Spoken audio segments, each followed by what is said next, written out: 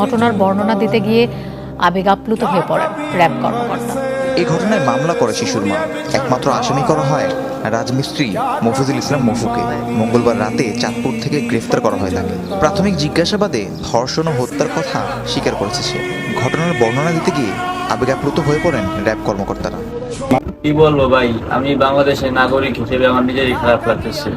একটা মানুষের রুচি কতটা খারাপ হলে এই ধরনের কাজকাম করতে পারে। বাংলাদেশের নাগরিক হিসেবে পরিচয় কষ্ট হইতেছে।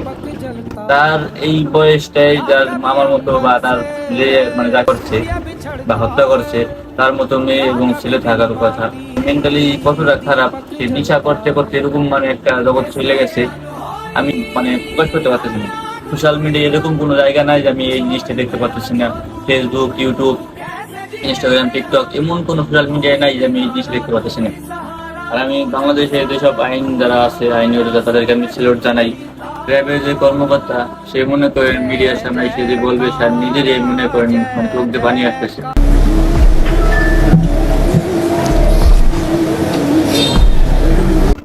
আমি কি বলবো, আমার নিজেরই খারাপ লাগতেছে। কারণ আমি পুরো বাংলাদেশে মনে করেন প্রচুর একটা এই বয়সটা এসে স্কুলে যাবে, পড়াশোনা করবে, এটাই তার লাইফ।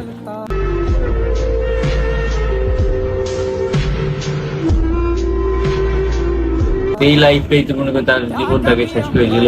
সামান্য একটা 2-5 মিনিটের একটা মজা নেওয়ার জন্য একটা মানুষের জীবন নিয়ে নিল। কি বলবো গাইস, বাংলাদেশের মানুষ এতটা নিচু জাতের, তাদের মেন্টালি দেখলে বোঝা যায়।